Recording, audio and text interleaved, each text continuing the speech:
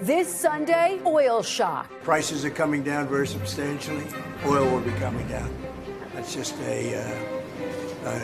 a matter of war that happens. Energy prices surge, markets tumble, and the risks to the global economy are rising as the war with Iran triggers the largest oil supply disruption in history. I'll talk to Energy Secretary Chris Wright and Democratic Senator Adam Schiff of California, and key details for my exclusive phone interview with President Trump, plus mixed messages. You know, you never like to say too early you won. We won. We won the bet. In the first hour, it was over. President Trump declares victory over Iran, while also saying the fight must continue. We don't want to leave early, do we? We got to finish the job, right? What comes next in the Middle East? If you ask Donald Trump if we're at the end of the war or the beginning, he says it's both. I'll talk to New York Times columnist Tom Friedman. And under pressure, ahead of the midterms, President Trump pushes Republicans to pass his proof of citizenship voting bill. This is the number one priority. It should be for the House. Will the Senate break the filibuster to pass it? We don't have the votes, and there isn't anything I can do about that. Joining me for insight and analysis are NBC News Capitol Hill correspondent Melanie Zanona, Sam Jacobs, editor-in-chief of Time, Faiz Shakir, former campaign manager for Senator Bernie Sanders, and Lanhee Chen, a fellow at the Hoover Institution. Welcome to Sunday. It's Meet the Press. From NBC News in Washington, the longest-running show in television history, this is Meet the Press with Kristen Welker. Good Sunday morning. With the war in Iran entering its third week, President Trump told me in a phone interview Saturday that Iran has been defeated militarily. He also said Tehran is ready to make a deal, but the terms aren't good enough yet, declining to say what those terms are. The president added that he is hearing the new supreme leader is dead, but did not provide evidence. And all eyes are on the Strait of Hormuz, one of the world's most vital shipping lanes for oil. Iran has all but shut it down, pushing oil prices over $100 a barrel. The president telling me the U.S. is working with other countries to try to secure the strait, while acknowledging Iran could still make trouble by dropping mines to try to blow up ships in transit. With Iran vowing to keep the strait effectively closed, President Trump ordered strikes Friday on Iran's Karg Island, Iran's main oil hub. The president telling me Karg Island has been decimated, though he may hit it again, quote, just for fun. He said he does not expect to send U.S. troops onto the island to secure the oil. Now, so far, the conflict has claimed the lives of 13 service members. With Americans worried about rising prices at the pump, President Trump told me gas prices will drop precipitously as soon as the war is over, reiterating his message earlier this week in Kentucky. But oil prices are already coming back down, and it's going to come down. But we're not leaving until that job is finished, and it's going to be very fast. It's going to be very fast. And joining me now is Energy Secretary Chris Wright. Secretary Wright, welcome to Meet the Press. Thanks for having me, Kristen.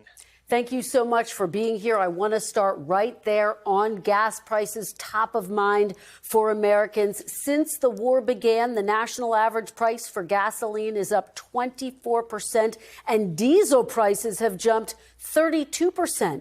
Mr. Secretary, when can Americans expect to see the price of gas come down? Yeah, after the conflict is over, you'll start to see prices come back down. But the Iran immediately going to impede flow through the Straits of Hormuz, launching attacks at all of their neighbors, even those completely uninvolved in this conflict, just illustrates why it's so important to defang this regime. It's been the greatest supporter of terrorism in the world, the greatest killer of American soldiers over the last 20 years has been Iran, and we haven't fought a conflict against them until this. It's just this president did not want to kick this can down the road to the next administration. The world simply can't see a nuclear-armed Iran. And so I'm proud of his actions. But yes, it is a short-term disruption in the flow of energy. Americans are feeling it right now. Americans will feel it for a few more weeks. But at the end, we will have removed the greatest risk to global energy supplies. We'll go to a world more abundant in energy, more affordable in energy, and less risky for American soldiers and commerce in the Middle East. You say a few more weeks. Are you suggesting this war could be over, will be over in a few more weeks? I think that's the likely time frame, yes. I think the president came out early on saying he expected the need for 4 to 6 weeks to completely defang Iran's military capabilities.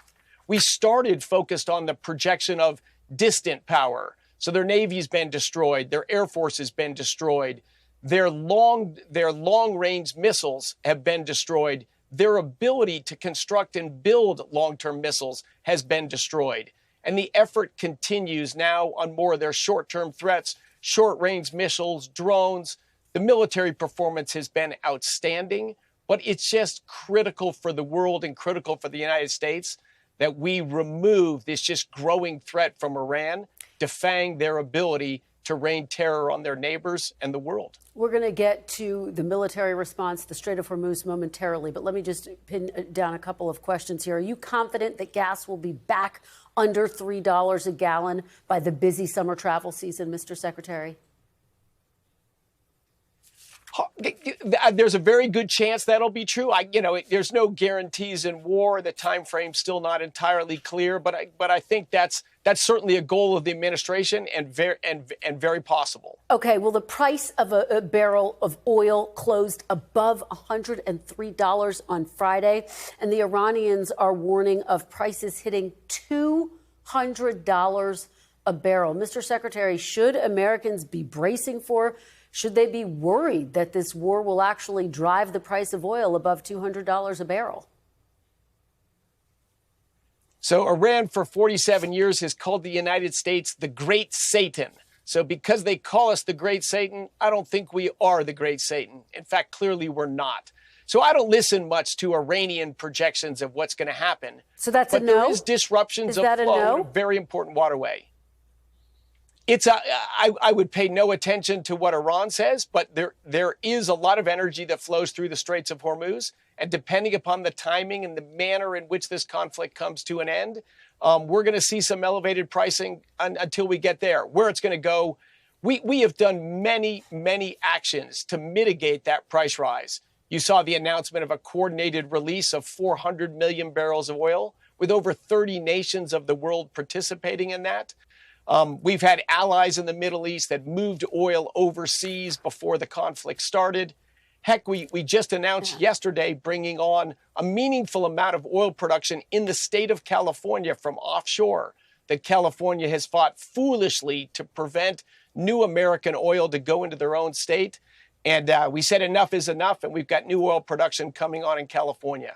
So lots of actions we're taking to mitigate this price rise. In a post on Thursday, the president wrote, quote, "The United States is the largest oil producer in the world by far. So when oil prices go up, we make a lot of money." But, Mr. Secretary, previously, the president had argued that consumers benefit from lower oil prices. So which is it? Which is better for Americans, lower oil prices or higher oil prices? Oh, in general, lower oil prices. This president has been committed to low gasoline prices, low diesel prices, low travel prices. He ran on that agenda. He worked on it for 4 years in his first administration. So he's committed to low oil prices because 100% of Americans are affected by that. But he's just making an economic point that we're such a large producer of oil. It does bring a lot of money into the U.S. economy. It doesn't have the same impact on us as it does the other nations of the world when oil prices go up.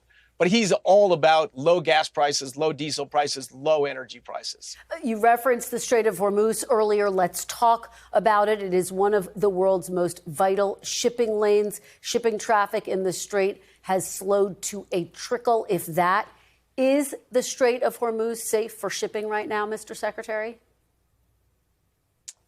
No, it is not. That's one of the objectives at the end of this conflict, is to reopen the Straits of Hormuz. But no, it is, since the conflict began, Iran has impeded flow through the Straits of Hormuz, and that is still the case today. We have focused initially on their ability to project distant power. impeding flows in the Straits of Hormuz, which is right next to Iran, that's near-term power or near abroad power. So that's going to be an increasing focus of our military going forward. You know, President Trump told me on Saturday he's reaching out to other countries to enlist their help to secure the Strait of Hormuz. And then in a post later in the day, he named some of the countries: China, Japan, UK, France, and South Korea. He told me some countries have committed to aiding the United States. Can you be specific with me, Mr. Secretary? Which countries specifically are going to help secure the Strait of Hormuz? So I won't get in front of the president or announcements on that, but I have been in dialogue with some of those nations, so I know that to be true. But I'm not gonna leak any news in front of the president. But the world depends on the flows through Hormuz, and most importantly, the Asian nations: Japan, Korea, China, Thailand, India. A meaningful part of their total energy supplies come from the Straits of Hormuz. So of course, the whole world will be united on the need to open Hormuz. And clearly, we will have the support of other nations to achieve that objective. But in the short term, we have to end Iran's ability to kill American soldiers, terrorize their neighbors, and continue to put global energy supplies at risk, as they've done for 47 years. Look, China was one of the names mentioned, which got a lot of attention, notable because they're a strategic partner of Iran. Is the U.S. prepared to share intelligence with China for it helping to secure the waterway? The United States is always in dialogue with the Chinese. They're the second largest economy in the world, and they're a very important nation in the world. Opening the Straits of Hormuz is even more important for China than it is for the United States. But we care about the global economy. We care first about Americans, but Americans live in a globalized world, so we care about all the nations. So, look, there, of course, are tensions with China as well, but we will continue a productive dialogue, and I do expect China will be a constructive partner in reopening the Straits of Hormuz. Okay. Is Iran laying mines in the Strait of Hormuz? Look, you see flow through the Straits of Hormuz right now. There were 5 tanker ships that went through the Straits last night, carrying liquid petroleum gas, liquefied natural gas, and crude oil. So we know flow through the Straits of Hormuz is possible. The risk is if Iran fires on those ships. A convoy flew through last night. Iran did not fire on them. Probably they made a deal with India. Very quickly, Mr. Secretary, there's a big debate over whether you all were prepared for what's happening in the Strait of Hormuz. If you were prepared, why is the Strait of Hormuz effectively closed right now? Because it's right near the Iranian shoreline. The world is abundantly supplied with oil and energy. We knew there would be a short-term disruption in energy flows. And to hear Chuck Schumer say that we didn't is just so, he knows how foolish that is. And to say stuff to try to undermine the United States in the midst of a world-changing conflict just boggles my mind. But this mission was carefully planned out. It's been superbly executed. On the other side, we'll be in a much better place. The greatest driver of terrorism in the world, the greatest threat to global energy supplies, will be defanged. Yes, we have disruption to get there, but we're going to be in a much, much better place in the not too distant future. Mr. Secretary, let's talk about Russia. The Treasury Department temporarily lifting sanctions on Russian oil this week amid reports that Russia is giving Iran intelligence to target U.S. assets in the region. Why is the United States rewarding Russia? So this is not rewarding Russia. I understand that it can be seen that way. How else can it be seen? All of Russia's but oil Mr. Secretary, how else can it be seen if the U.S. is lifting sanctions on Russia? Because the oil we're lifting sanction on is already on the water waiting to unload in a Chinese port. But it'll wait there for 6 or 8 weeks. So instead of letting that oil sit there idly, we told the Indians and then the broader nations of Asia, go ahead and buy that oil, bring it into your port now, and keep your refineries running. That oil was already exported, already going to be sold. We're just changing the destination of where it'll be sold. And by doing that, we're keeping a little bit of a lid on oil prices and helping our allies across Asia. Mr. Secretary, when I pressed the president on lifting these sanctions on the phone, he told me that Ukrainian President Zelensky is, quote, far more difficult to deal with than Russian President Vladimir Putin. Do you agree with that statement by President Trump? I have not been involved in the peace negotiations there. All I can say is the president and the administration are deeply committed to trying to find a way to end this over 4-year war. It takes a moderator like the United States and 2 nations to agree.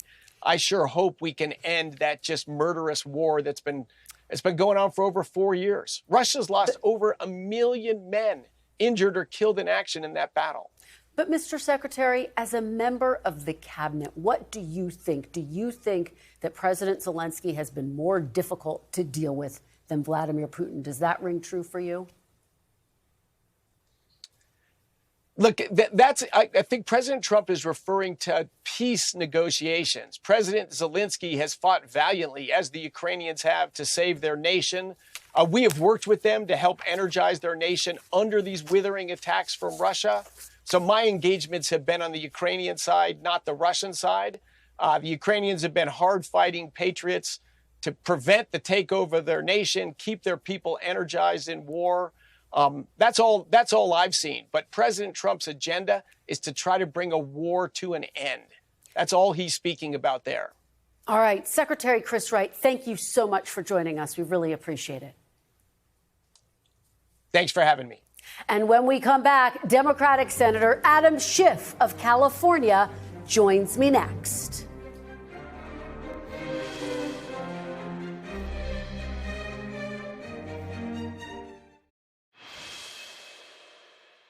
Welcome back. And joining me now is Democratic Senator Adam Schiff of California. Senator Schiff, welcome back to Meet the Press. Good to be with you. It's good to have you back. Let me ask you about the big picture argument that we are hearing from the Trump administration with top officials. You just heard Secretary Chris Wright argue that the threat from Iran is so significant, not just to the world, but that to the United States, that invading now will ultimately make the world more secure. Do Trump officials have a valid point there, Senator? No, I don't think they do. And I don't think the president has really leveled with the American people. First, by promising the American people he wouldn't bring us into another foreign war. Then being unwilling to tell us what the real cost of this war are going to be. And we still don't hear from the secretary, don't hear from the president what the real cost of this will be, how long it will go on. Already we've spent billions and billions of dollars. And more significant, we've lost 13 service members as a result of the war. And we still haven't heard a clear articulation of why we're at war. What was the imminent threat we were facing? They've said it was a nuclear threat, but the intelligence doesn't back that up. They said it was a threat of being hit in the United States by ballistic missiles. That is years and years away. They want regime change, but then they say they don't want regime change. And when you ask how long this war is going to go on, the secretary can't tell you, the president won't tell you, and it's because not having a clear object in mind when we began this war, it makes it very difficult to tell when its objectives have been accomplished. This is why I think the president was so vague with you when he wouldn't describe to you what kind of a deal is he looking for with Iran, because it just isn't clear. And now there's the prospect with the 31st Marine Expeditionary Force going to the region that we have boots on the ground. And I don't think they've leveled with us about that either. So I don't think the war is worth the costs, and it has already unleashed a lot of things that should have been foreseen, like the closing of the strait, like Iran's attack on its neighbors. But it's not clear that the president had a plan for any of this. Well, you did hear Secretary Wright say he anticipates the conflict will be over in the next few weeks. Do you accept that timeline? Do you think that's realistic based on what you're seeing? Well, the one thing I agreed with the secretary on is when he said there are no guarantees in war. It may very well have been that when they began this war, they expected it to be over very quickly, that they thought it would be like Venezuela, except Iran isn't like Venezuela. You can't simply pick the number 2 mullah to replace the number 1 mullah and expect things to be any different. So the bottom line is they don't really know when this war is going to end. And I hope and pray that it does end very soon. But as we have seen, our enemy also has a vote and when things end. And if Iran keeps blowing up ships or trying to blow up ships in the Strait, and gas prices continue to go up and up for Americans, then it is very foreseeable we could become even more entrenched in this to try to keep the Strait open. I have a very hard time believing that China and the other countries the president listed to you are really going to be escorting ships through the Strait. That just doesn't add up to me. So the bottom line is we simply don't know how long this war is going to go on, but we know the cost to the American people are already too high. For a president who promised to bring down the cost of living for Americans, this is doing exactly the opposite and raising the costs and the difficulty of Americans to be able to afford simple groceries and lodging and rent and energy prices. It's simply unsustainable. Well, let me ask you, David Boies, who's, of course, a Democratic attorney who argued Bush v. Gore before the Supreme Court, argues that President Trump ultimately had no choice but to act on Iran. And he writes this, quote, if he hadn't acted, his successor would have been left with an even more dangerous choice than his predecessors left him. 3 or 4 years from now, the Iranian missiles now hitting Iran's neighbors could be hitting Berlin or London, perhaps even New York or Washington, perhaps with a nuclear device or at least a dirty bomb.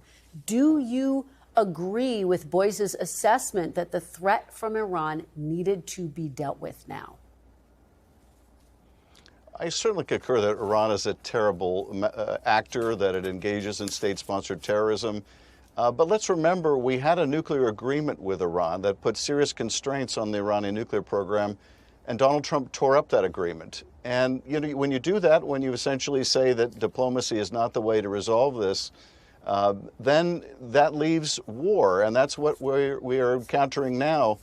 But the president promised us he wouldn't engage in this, and there was nothing imminent about the threat from Iran. The nuclear program supposedly was obliterated just about 9 months ago. The missile program is incapable of reaching the United States for years and years, according to the Defense Intelligence Agency's own estimate. It'll be 9 years before that is true. And unless the United States is prepared to continue to bomb Iran year after year after year, how do we respond when Iran starts to rebuild their missile program, as they will? Are we going to be in an endless state of war with Iran? And the administration simply has no answers for this. And I don't think that leaves the American people better off or safer. Let me ask you about these Russian sanctions. You obviously supported Russian sanctions. The administration has scaled some back, arguing removing them on Russian oil exports will ultimately help lower prices for consumers. My question for you, Senator, with Americans feeling pain at the pump, as you know, is easing pressure on Russia, which is temporary, worth it? I think this is a terrible decision, but it is one of the things that comes about as a result of the unpredictability of war. We are now giving Russia essentially $140 million a day by releasing Russia from these sanctions. $140 million a day when Iran is providing intelligence when Russia is providing intelligence to Iran to better attack and kill American troops. And you're darn right when you ask the secretary about this. It is rewarding Russia, and it is punishing Ukraine. And for the president, when he's criticized about lifting the sanctions on Russia, to somehow turn around and blame Zelensky, blame Ukraine. No, Russia is the problem here, and we are enriching our adversary Russia at Ukraine's expense because the administration didn't properly foresee how much this war with Iran was going to raise oil prices and gas prices for Americans. So terrible and tragic decision, which only empowers Russia to make war more fully against Ukraine. A couple more questions here, Senator. I want to talk about the cost of the war. It's cost more than $11 billion in its first 6 days. Now, some of your Senate Democratic colleagues have said they are open to reviewing requests for additional funds, arguing it may be necessary for overall military readiness. Would you consider voting for or approving more funding for the military during this conflict? No, the military has all the funding it needs for this conflict, unless this conflict goes on for years. There was an extra $150 billion for the military in the big ugly bill that passed last year. So the Pentagon has all the resources that it can use in the current conflict. Now, the future is something different, and we'll have to figure out what the future needs of the military are, because we're depleting so many of the stocks of the military, another huge cost of the war. But let's think about what is being lost right now, and that is all of these billions, this $11 billion just within the first few days. That's money that could have gone into new hospitals and new schools. It could have gone into health care for people. It could have gone into meeting the needs of the American people. A hospital costs about $100 million. That means that if we're spending $1 billion a day in Iran, we're effectively dropping 10 hospitals a day on Iran and destroying the potential we would have had to make that kind of investment in our country. That's money we're never going to get back.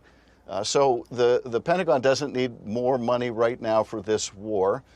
It doesn't need to open pipelines off the California coast. And by the way, Kristen, that was something the administration was pushing even before the war. So they're just using this now as a pretext to try to open pipelines that have resulted in terrible spills in California. This is the cost, the human cost of this mistake by the president to bring us to war again. Senator, I do have to ask you just finally about this partial government shutdown, DHS not being funded for a month now. Just this week, we saw terror attacks in West Bloomfield, Michigan, in Norfolk, Virginia. This morning, the CEOs of the nation's major airlines and cargo carriers have written a letter to Congress calling for them to end the shutdown, talking about the importance of American security in the airways. Is it responsible for Democrats to hold up DHS funding with the threat of terror attacks looming during this conflict? Oh, Kristen, as you know, we offered vote after vote, resolution after resolution, even as recently as this week, to reopen those agencies, to fund them, and the Republicans voted it down. We said, let's wall off ICE funding. Let's fund these other agencies that protect the country. And the Republicans, one after another, voted them down, voted down funding TSA, voted down funding the Coast Guard, voted down funding FEMA. So Republicans are controlling both houses in the presidency. They can't very well blame the minority party for their own inability to govern, particularly when they're voting down Democratic motions to reopen these agencies. All right, Senator Adam Schiff, thank you very much for being here. We appreciate it. Thanks, Kristen. And when we come back, New York Times columnist Thomas Friedman joins me next.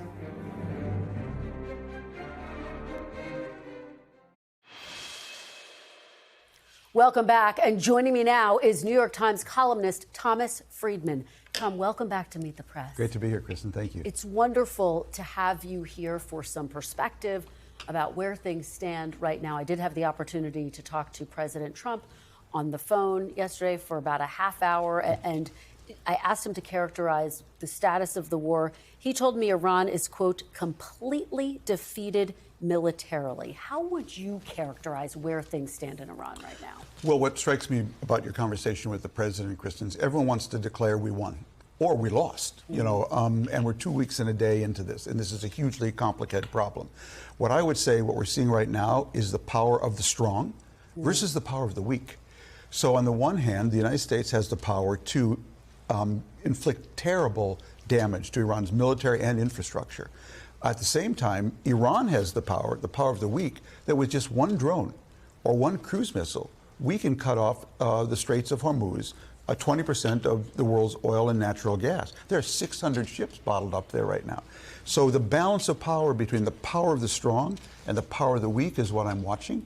And I think that's how that levels out is going to be, I think, the determinant. It was interesting because the president said that one of the things that surprised him most was the fact that Iran is, in fact, taking aim at its Arab neighbors. And the president indicating that that was something that they were not anticipating.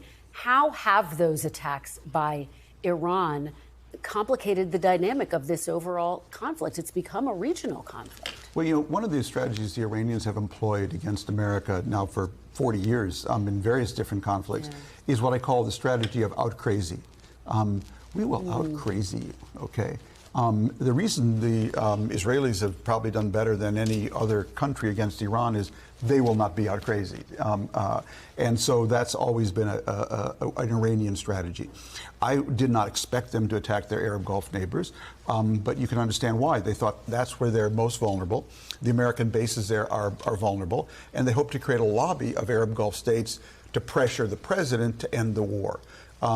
It will have long-term implications, though, for Iran's relations with those states. Remember, Iranians, a lot of them bank their money in those Gulf states. A lot of them treat them as a sort of a valve to go release a lot of their energy. So the long-term implications of that are going to be profound. Well, and the implications of the leadership, obviously one of the biggest questions that we're watching right now is this war about regime change. Based on what Iranian state TV is saying, the leader right now is the son of the supreme leader, Mojtaba Khamenei. And we know that he was injured. He put out a supposed statement that was in writing. President Trump telling me he's heard he might be dead. It was notable that the statement went out, wasn't on camera. We didn't hear the voice of this new supreme leader. What do you make of that? And is regime change possible, Tom? Well, the way I look at this is basically there's in these Middle East wars, Kristen, there's the morning after and there's the morning after the morning after. Now, I think a lot of our strategy and what I've been advocating is kind of take the win now. The military defeat, what you've done, it set Iran back. And I would be offering them a ceasefire right now. Why? Okay? Because the morning after any ceasefire, the Iranians will come out and say, we defeated the big Satan and the little Satan. The morning after, millions of Iranians are going to be saying to the leadership, come here. That's my house there on the ground. That's my factory. That's my school. What the hell were you thinking? Okay, what are you going to do about that? That's when real politics will begin inside Iran. Politics will only happen inside Iran when we stop the bombing. And that politics is the only thing that will change the character of the regime. I think that's all we're going to see in the short run. But that politics could also create fissures within the regime, because this regime is not going to break from the bottom up. It's going to break from the top down. But it'll only happen when politics can happen. We already saw when Iran's president came out and basically apologized to the Arab Gulf states for bombing them. Right away, he got slapped down by the Revolutionary Guards. That tells you the kind of fissures that are there. But politics only happens the morning after the morning after. You know, the president told me to this point about a potential ceasefire, Iran wants to make a deal, and I don't want to make it because the terms aren't good enough yet. Now, I know you are actually highly skeptical of the deal that the Obama administration struck. Is a good deal possible? What would that even look like, Tom, under these circumstances? I'm actually not skeptical of the Obama administration deal. I thought that was a reasonable deal at the time. Let's remember, when President Obama... It wasn't an ideal deal, right, but it wasn't perfect, but it was the best you can get at the time. Remember, when President Obama left office, Iran was a year away from a bomb. Iran now is weeks away from a bomb. And that's something President Trump will have to take responsibility for and answer for one day. Now, maybe we're able to actually eliminate, as a result of this war, Iran's fissile material, over 400 kilograms that it's stored up, and its ability to enrich more. I don't know. It's still way too early for this. But it's only going to happen, I think, in stages, Kristen. The first stage would be, ideally, to me, Islamic Republic 2.0. Where you get some more reformers in there, some balance. You maybe get a deal with Trump. God willing, that would be great.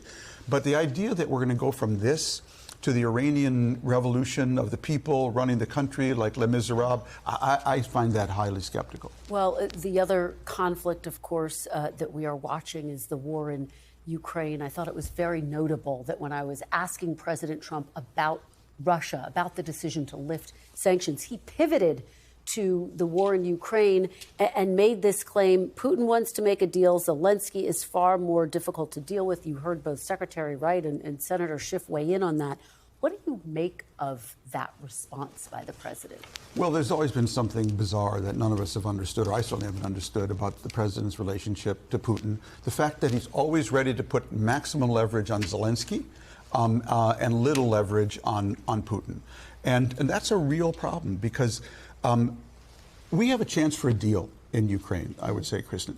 But there's a difference between a dirty deal and a filthy deal. And I don't know which President Trump wants. Does he want a dirty deal or a filthy deal? A dirty deal says Russia gets to keep what it has, but there'll be an American-backed peacekeeping force on the ground in Ukraine to prevent Russia from coming back, and Ukraine gets to be in the EU. That's a dirty deal. A filthy deal says there will be no secure guarantees for Ukraine, and it may not even be in the EU. That's a filthy deal. And if President Trump is responsible for a filthy deal in Ukraine, shame on him. Finally, Tom, I want to ask you about your column that you have. It is out this morning. It is called How Minnesota Beat Trump. You spent time in Minnesota, which is your home state, and I want to read a little bit of what you had to say. You say, the world looks more like Minnesota today than ever before. And so the great governing challenge in Minnesota, to my mind, is a microcosm of the great governing challenge facing America today. Can we make out of many one? Our great national project since our founding, when the many is now so much more diverse, even more than it was just 10 years ago. Of course, this coming against the backdrop of the crisis with ICE. What did you learn in Minnesota? What were your takeaways? It was actually the most remarkable act of civic courage by men and women not in uniform than I've ever seen in this country. Moms donating breast milk, dads emptying ATMs to help people who lost their jobs, people driving one another all over the place, strangers, to get their kids to school because their parents were afraid to go out. But for me, Kristen, it's part of what I call America First, my version. And my version of America First is not America alone and America selfish, which is Trump's version. My version of America First is that we be the first country in the world that demonstrates how to make out of many one when the many is now so radically diverse. Okay? And why is that important? Because all the problems we face as a country today, as a global community, are all planetary in scale. Managing AI, managing nuclear weapons, managing migration, managing pandemics. And so we could either we do that together, or we're going to have a really bad century. You know, my friend, teacher Doug Seidman likes to say, interdependence is no longer our choice. It's our condition. Okay, we're going to rise together, baby, or we're going to fall together, baby. But baby, whatever we're doing it together. All right, well, on that very powerful note, we will leave this conversation. Tom Friedman, thank you so very much. Appreciate it. We really appreciate it. It is a fantastic read. And when we come back, he took the message of the civil rights movement into presidential politics, urging America to keep hope alive. Our Meet the Press Minute is next.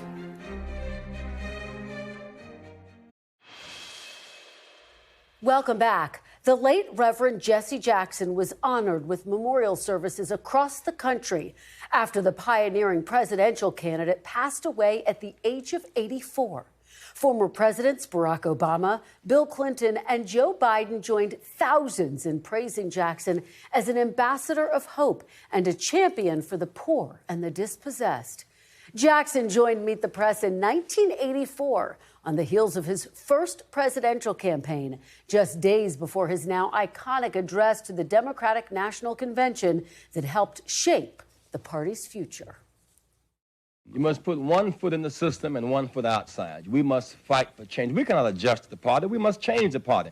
Got that right to vote 18 years ago after much bloodshed and death, and yet 18 years later, with this great brotherhood, there are 512,000 elected officials, about 5,200 are black. We've got about 1% of the elected officials.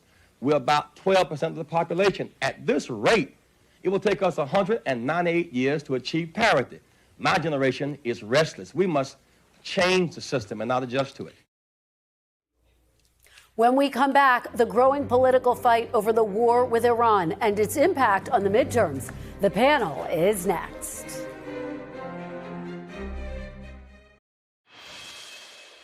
Welcome back. The panel is here. Melanie Zanona, NBC News Capitol Hill correspondent, editor-in-chief of Time, Sam Jacobs, Lanhee Chen, a fellow at the Hoover Institution, and Faiz Shakir, chief political advisor to Bernie Sanders. Welcome to all of you. Thank you for being here. Sam, let me start with you. President Trump told me that Iran wants to make a deal, but that the president doesn't think that the terms are good enough. Where are we with this war? What are you watching for? Well, I want to jump right off your interview with Secretary Wright and talking about the Strait of Hormuz. I couldn't help but remember this morning the famous, if inaccurate, Pottery Barn rule from Colin Powell, who said, if you break it, you own it. It turns out in this situation with the Strait of Hormuz, if we break it, we co-own it with the Chinese. I mean, it's not clear to me how we ended up here. What will I be watching for? Messaging.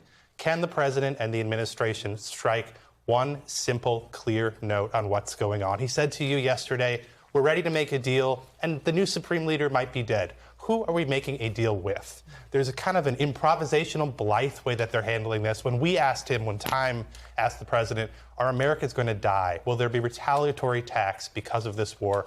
His response was, I guess. When I was last with you, we talked about, is affordability a hoax? That's where the White House was in December. If you drive by your gas station today where prices are up 25%, I don't think affordability is a hoax. And the last thing I would point to are external events. This doesn't exist in a vacuum. It exists inside a larger foreign policy. What's going to happen with Cuba? And what's going to happen with the meetings in Beijing at the end of the month? Is the president going to want to be traveling to China while there are dignified transfers airing here on television? Yeah, such great points, Sam and Mel. It really illustrates why you're seeing these divisions across the country over the war, quite frankly, on Capitol Hill, largely along party lines. But that issue of messaging is a big one. And the fact that the president hasn't really laid out an argument for what he is doing there in a fulsome way to the country, what's the discussion on Capitol Hill that you're hearing? Well, Republicans right now are willing to give the president a runway on the war, but it is not unlimited because they are getting spooked about those gas prices.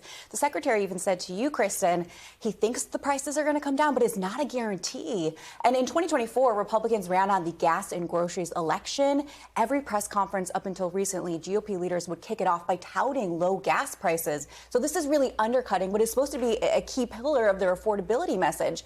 And meanwhile, I talked to several frustrated Republicans just on Friday who said they wish the president would put as much political capital into passing cost of living bills as he would on this Save America Act. It's a voting restrictions bill. In fact, the Senate just passed a housing bill that has a top Trump priority, but he hasn't tweeted about it. He's not leaning on the House to pass it. And according to our reporting, he in fact told the speaker that no one cares about the housing fight. Well, it's so interesting, Lanhee, because I asked President Trump if he was worried about the price of gas on the midterms. He said, absolutely not. It's going to come back down. Are Republicans worried? What are the potential impacts here? I think anybody who's got to face an election this year is going to be worried about this issue. Look, this war represents, in my view, the single biggest challenge to the president's electoral coalition from 2024.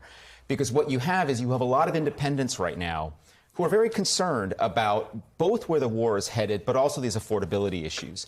And the longer this goes on without a definitive sense of what the end game looks like, I think there are two challenges. One is the challenge around affordability, which Republicans, Democrats, and independents together have all said will be the top issue that voters consider when they go to the polls this November. But the other issue is just the very real human toll that this war could take and the concerns about loss of American life. I think that is one thing that the military has done an exceptional job in prosecuting this war so far. But as these two issues, the affordability issue and then the human cost of the war, drag on, I do think they put pressure on this electoral coalition, particularly around those independents who came out and supported Donald Trump in 2024 on what was a slightly different vision than what we're seeing today. Faiz, the independents helped President Trump win the White House in 2024. How do Democrats message around this given the war? Do they weave that into their argument? Right now, you look at the winds and the way they're blowing, there's so much of a desire for a check on Donald Trump. And that no blank check for Donald Trump is, I think, going to deliver the House and I think even the Senate for the Democrats. Even the Senate, okay. And you think about a political realignment in America, the possibilities that they exist. I believe that they do right now because of the fact that many independents are wanting a different sense of leadership and integrity. The opportunity for Democrats to come forward with an agenda, not just merely say, hey, I'm going to be a check on Donald Trump. Among the many losers of this Iran conflict, sadly, there's one clear winner. That's Texas oilmen. The people in the oil companies are going to make huge amounts of profits. I would love to see a Democratic Party that says we're going to take a windfall tax and we're going to give a rebate to all Americans. Clearly also stating that if you put us in charge, we're going to end this war. We haven't heard that in a very explicit terms, but I believe that you start making a case with integrity people are hungry for a different vision and direction in this country. And Mel, with the few minutes that we have left, there's a big battle brewing on Capitol Hill. The backdrop, the legislative backdrop over the Save America Act, President Trump's proposal for stiffer voting restrictions. How is it playing out? John Thune says there aren't the votes to pass it. Trump says it's his top priority. There is no magic wand on Capitol Hill. You either have to get the votes to overcome a filibuster, which would require Democratic support, or you can change the rules, but that requires 51 Republicans. And right now, they don't have that. But if Trump really wanted to pass something, he could focus on a more narrow bill that just has voting ID laws. Those are actually quite popular. There's some Democrats that support that. Instead, Trump has turned this into more of a Christmas tree. So they added a requirement that you have to show citizenship to register. And now he's calling for anti-trans provisions, as well as some bans on mail-in voting, which is actually quite popular with Republicans. Sam? It's bad news for the party in power when we need people like Mel to explain what is happening in the Senate. Okay, when we're talking about filibusters and talking filibusters, every moment that those are the stories being told, rather about how we're making your life better, is a bad moment for the Republican Party. And the fascinating backdrop to that is that Senator John Cornyn, who's in a runoff battle in Texas, looking for an endorsement from President Trump, opposed to getting rid of the filibuster, now supports it in order to get the SAVE Act passed. Could that win him Trump's endorsement? Well, I do think it's crucial for the president to endorse Senator Cornyn if Republicans want to hang on to that seat in Texas. I think the reality, though, is that the affordability issues, that is going to be where Republicans are unified. That is where the energy is going to come from. And remember, in an election year, what we're really concerned about is energy, the energy of the respective bases. And right now, the danger for Republicans is that the Democratic base is more energized and more unified. So Republicans have to figure out a set of issues. Is probably, I think the Save America Act does energize Republicans. I think it does energize the base.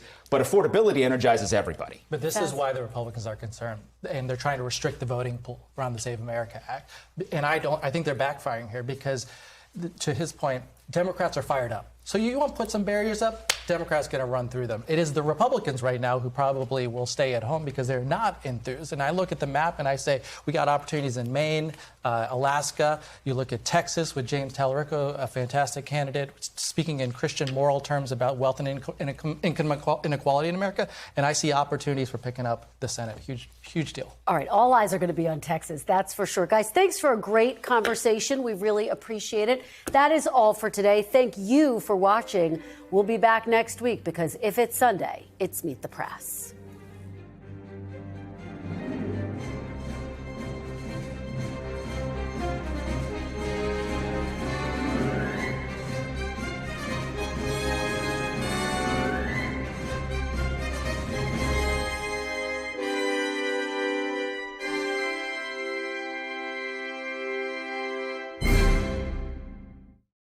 We thank you for watching, and remember, stay updated on breaking news and top stories on the NBC News app or watch live on our YouTube channel.